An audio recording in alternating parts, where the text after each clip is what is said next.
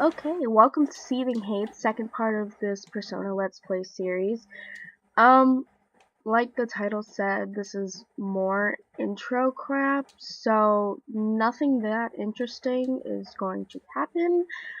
In a few minutes, you see here we're about to go to sleep and do like this dream thing. So, this is kind of like a little taste, kind of like the beginning of what's to come, but it's not that interesting. So here now we are in our little kind of like dream world. There's nothing here. It's just a bunch of fog, and you're just supposed to go straight. There's slight turning, not that it really makes a difference, but you just pretty much run straight until you go to this door. So here we So here we're like in this dream world because we just went to sleep, and so I decided to fast forward through the. It's like important but not too important. I thought I'd just save some time for you guys. So we're running and there's this voice calling out to us. Then right here is this door. Then we're gonna go through it, and then we're gonna have our kind of first battle.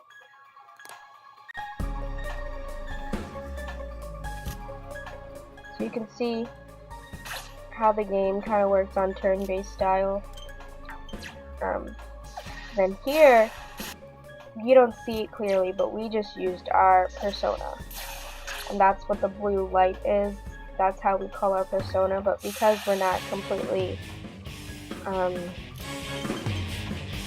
in tune with our persona, we can't see it.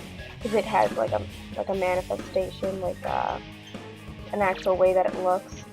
And I accidentally used this thing that boosted my defense. So I didn't know how long this battle was going to go, but it's just like a quick battle that you have like a weird dream.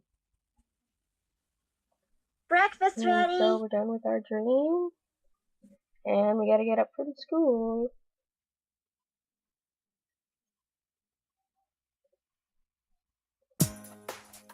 Now we're just having basic breakfast with our cousin, because she cooks everything. And it looks like they're having toast with toast. I don't know why, but they're having toast with toast. Nothing compliments toast but toast. And this little girl is like, oh, I'll take you to school. I just find that to be hilarious. Not too important. Then here, this is semi-important because this is where we meet our best friend Yosuke. Best friend, boyfriend, you know. And so he's just a klutz with this bike, and he hurts himself, and we're like, whatever. Bye, I don't need to help you. You're a bitch ass. So now we go to school.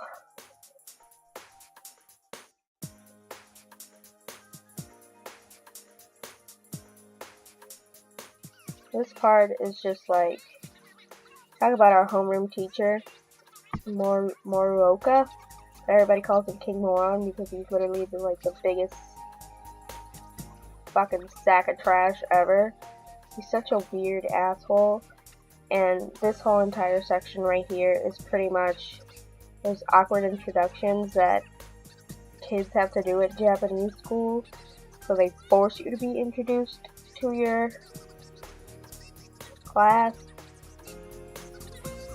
So yeah, if you actually take time to read this, which you really don't have to because it's so stupid, you can see just how it's pissing me off so much.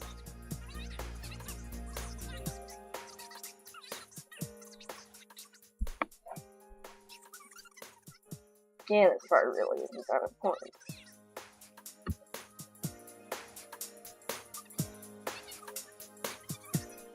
And Chia kind of saves her ass by saying, like, sit here. You know, friendship is magic.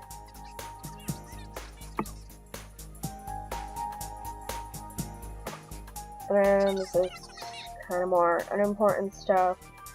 There's an announcement from the school and something has happened. Outside, they don't want the kids to leave.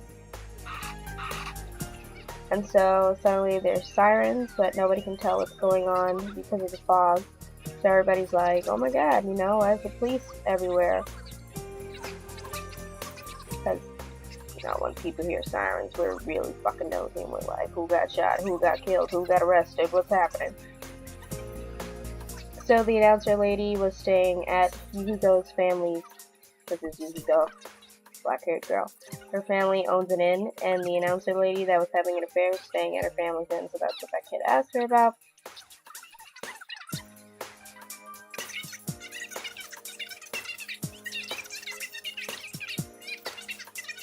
And now we can actually go home. There was an incident or something, but we won't figure out what that is until later. And so now Chie and Yukiko want to walk home with us. And this is literally like the biggest chunk of bullshit. Nothing really interesting happens here. It's just a bunch of dialogue. Oh, and right here is this weird piece where Yosuke's like, I broke your DVD, your Kung Fu DVD.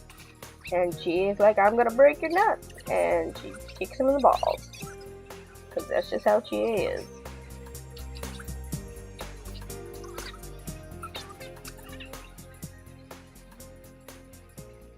And again, we're just like, I'm not gonna help you. This part's kind of important because this freaky, fucking weird kid comes up out of nowhere and asks Yukiko out on a date, and he's super informal by just calling her Yuki instead of adding like a suffix.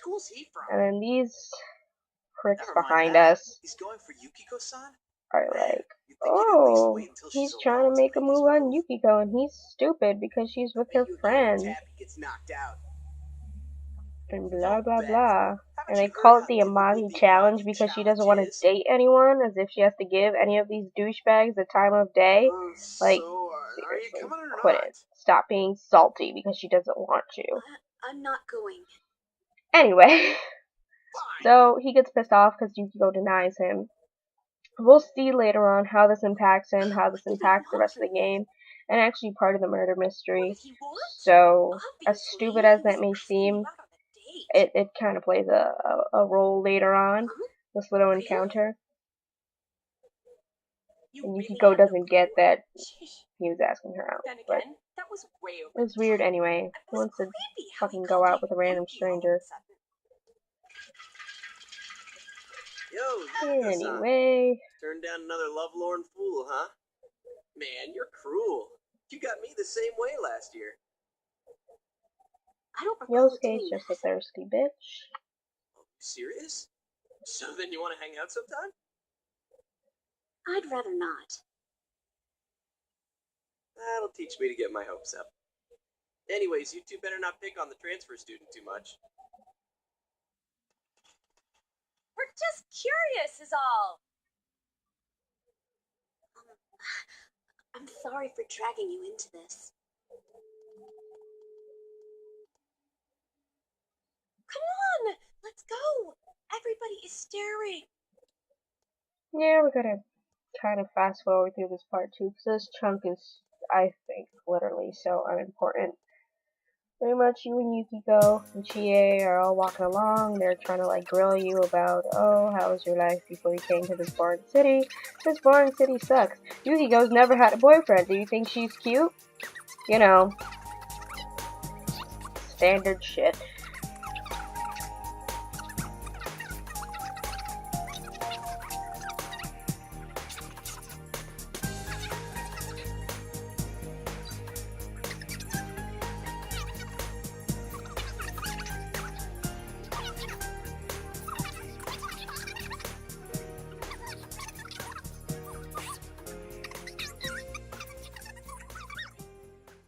Yeah, I don't know why she's so invested in talking about.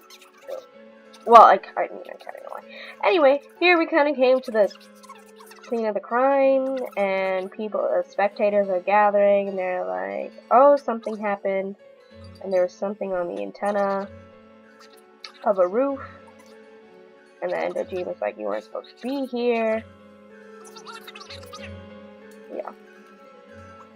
And so this is Dojima's partner that he has to take care of.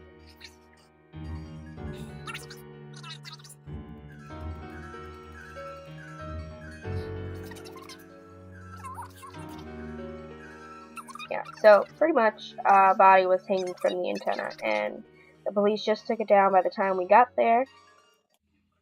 And that's what this is about. And then here's just the news report. It's a pretty much a recap of what happened and what's going on. Our top story this evening concerns a And it says how the police found the body hanging from the Around antenna. today, a woman was found dead near the Samegawa River in Inaba.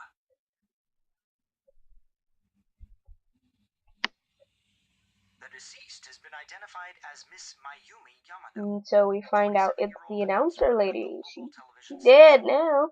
The initial results of the Inaba Police Department's investigation have revealed The Inaba Police Department. That's where Dad works. Monaco's a stone cold rock, though.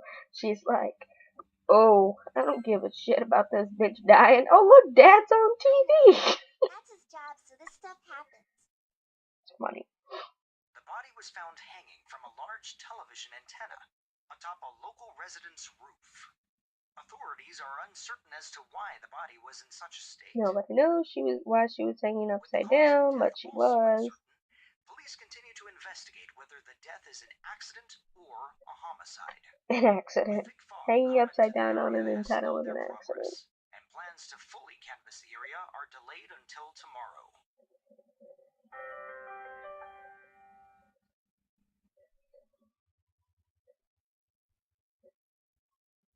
And then literally it just recaps exactly what the news said. I don't know, they do a lot of recaps. Scary. So that's good if you're not exactly following the story, but if you are, you're like, yeah, I know already. What the fuck do you want me to do? Every day is Customer Appreciation Day. Come see for yourself and You're get gonna in get touch sick with our and tired of this products. commercial, I tell you. Every day's great at But your you're gonna get that damn Tunas. song stuck in your head. Every day's great at your Tunas.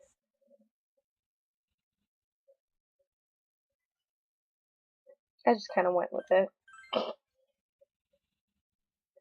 You memorized it already? She's like so surprised and happy. In my class. That lonely, lonely child.